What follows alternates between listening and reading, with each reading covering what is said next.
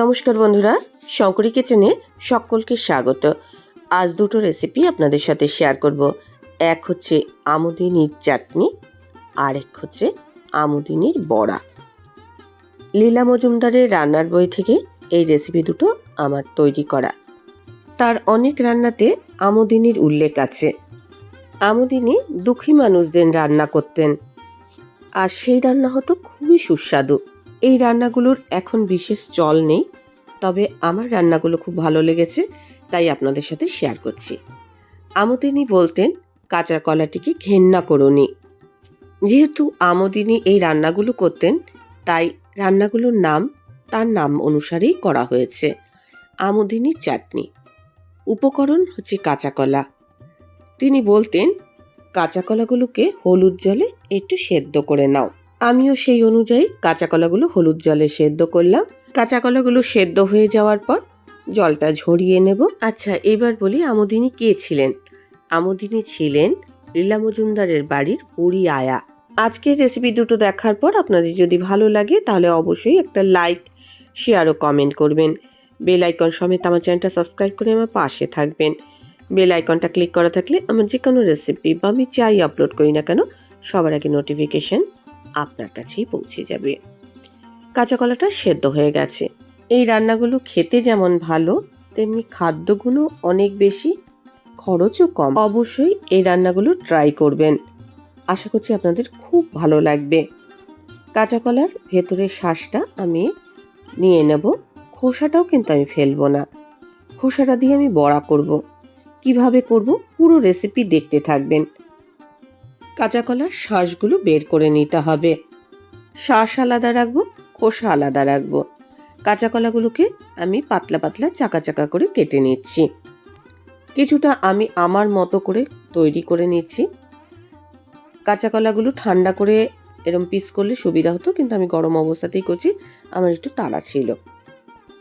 এইসব রান্নাগুলো দিয়ে দুঃখী মানুষরা এক থালা ভাত খেয়ে নিতে পারেন। কখনো কখনো তেলটুকুও জুটতো না, তখন তারা এই ধরনের রান্নাগুলো করতেন। দেখুন, আমি কাঁচা কলাগুলো চাকা চাকা করে কেটে নিলাম। কাঁচা কলার অনেক রেসিপি ট্রাই করেছেন, একবার এই রেসিপিটা অবশ্যই ট্রাই করবেন। তেঁতুল গোলার জল একটা তৈরি করে নেব। বেশ খানিকটা তেঁতুল আমি জলে গুলে নিচ্ছি, আর এর থেকে পাল্পটা বের করে নেব। লীলা মজুমদারের বইতে লেখা রয়েছে, যখন তেলটুকুও জুটতো না, তখন শুধু তেঁতুল গোলায় কাঁচা লঙ্কা ছেড়ে শাঁসটা বের করে নিয়েও খেতেন। আমি এখন তেঁতুল গোলা জলটা একটু ছেঁকে নেব। হাতের সাহায্যেও করতে পারেন, আবার ছাঁকনি দিয়ে ছাঁকলে এটা ভালো হবে, কারণ ওর দানা বা খোসার কিছু অংশ থেকে যায়, সেগুলো বাদ চলে যাবে। তো তেঁতুলটা আমি ছাঁকনির সাহায্যে একটু জল দিয়ে ভালো করে ছেঁকে নিয়েছি। এর মধ্যে আমি লঙ্কার গুঁড়ো দিয়েছি। আমুদিনি লঙ্কা বাটা দিতেন, আমি গুঁড়ো দিয়েছি, তাই হয়তো সময়ের সঙ্গে সঙ্গে একটু রেসিপি 19-20 হতে পারে। এবার আমি স্বাদ মতো নুন দিয়ে দিলাম, সঙ্গে দিলাম আখের গুড়। রান্নাটাতে আখের গুড়ের উল্লেখ আছে। পরিমাণ মতো আখের গুড় তেঁতুল গোলা জলে আমি ভালো করে মিশিয়ে নেব। আখের গুড় খুব পরিষ্কার ছিল, তাই আমি আখের গুড়টা ছেঁকে নিলাম না। আপনারা তেঁতুল গোলা জল, আখের গুড় সব মিশিয়ে তারপরে ছেঁকে নিতে পারেন। তো এখন দেখুন, এই গোলাটা একদম রেডি হয়ে গেল। কড়াইয়ে খুব সামান্য পরিমাণে সর্ষের তেল দিলাম। রান্নাটা সর্ষের তেলে করলেই ভালো হবে। এবার আমি 1 চিমটি 5 ফোড়ন দিলাম। ফোড়নের সুন্দর গন্ধ বেরিয়ে আসার পর কাঁচা কলাটা আমি দিয়ে দিলাম। এটা কয়েক সেকেন্ড আমি একটু কড়াইয়ের মধ্যে নাড়াচাড়া করে নেব। তেলের পরিমাণ এখানে খুবই কম, কেননা তাদের তেলও জুটতো না।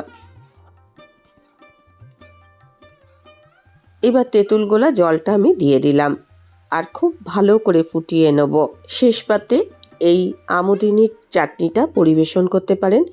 যদি আপনি কাউকে না বলে দেন, তাহলে কিন্তু ধরতেও পারবে না যে সে কাঁচা কলা দিয়ে চাটনি খাচ্ছে। খুবই সুস্বাদু, অবশ্যই অবশ্যই ট্রাই করবেন। ভালো করে ফুটে উঠলে এটা রেডি হয়ে যাবে। যেহেতু কাঁচা কলাগুলো সেদ্ধ ছিল, তাই এই রান্নাটা হতেও কিন্তু বেশি সময় লাগবে না।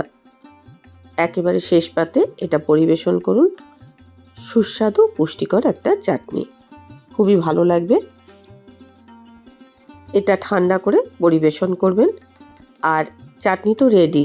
এবার আমুদিনের সেই খোসা দিয়ে বড়াটা আমি তৈরি করব। কাঁচা কলার খোসাটিও সে ফেলতেন না, সেই খোসা দিয়ে রান্না করতেন আমুদিনির বড়া।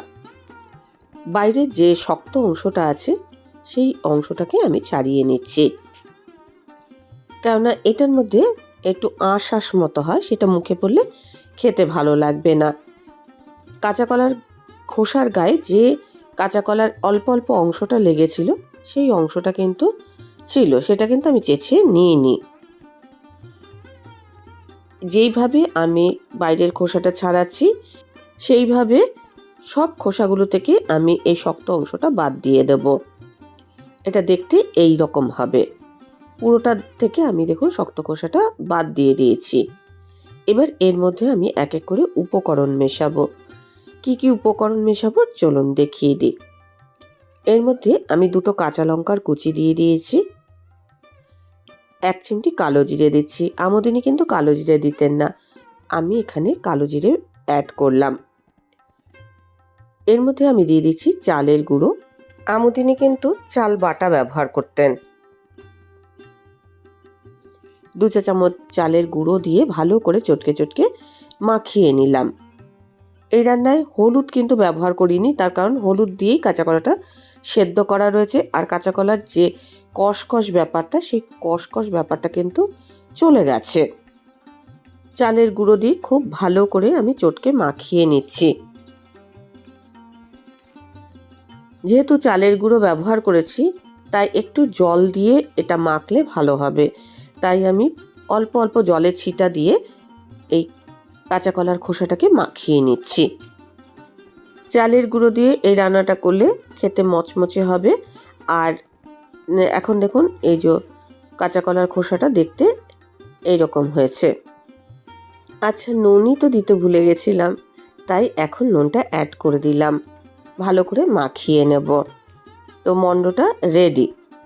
বড়াটা আমি সর্ষের তেলে ভাজবো, যদিও আমুদিনি 1 পলা তেলে বড়াগুলো ভাজতেন, আমি একটু ছাকা তেলেই ভাজছি। মিডিয়াম টু লো ফ্লেমে বড়াগুলো আমি ভেজে নেব। আর বড়াগুলো একটু চ্যাপটা চ্যাপটা করে আমি তৈরি করে নিয়েছি।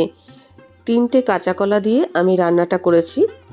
কাঁচা কলার যে খোসাটা তাতে এরকম 5টাই বড়া তৈরি হয়েছে। একটা সাইড হালকা ভাজা হয়েছে, উল্টে আরেকটা সাইড আমি ভাজার জন্য দিয়ে দিচ্ছি। এইভাবে উল্টে পাল্টে ভাজতে ভাজতে এটার মধ্যে লালচে একটা কালার আসবে। যতক্ষণ না লালচে কালার আসবে ততক্ষণ পর্যন্ত আমি এটা ভেজে নেব। কম আঁচে ভাজলে, একটু কম তেলেতেও এটা ভাজা হয়ে যাবে। ভাজতে ভাজতে দেখুন খুব সুন্দর একটা কালার এসছে। বড়া কিন্তু একেবারে রেডি। দেখুন বড়াগুলো কিন্তু দেখেই বোঝা যাচ্ছে খুব মুচমুচে হয়েছে। আমুদিনির বড়া আর আমুদিনির চাটনি একেবারে রেডি। গরম গরম বড়া ভাজা প্রথম পাতে পরিবেশন করুন আর আমুদিনির চাটনি শেষ পাতে পরিবেশন করুন। রেসিপি দুটো ভালো লাগলে অবশ্যই একটা লাইক দেবেন, প্রচুর প্রচুর শেয়ার করবেন। আমার চ্যানেলটা ভালো লাগলে অবশ্যই সাবস্ক্রাইব করে আমার পাশে থাকবেন।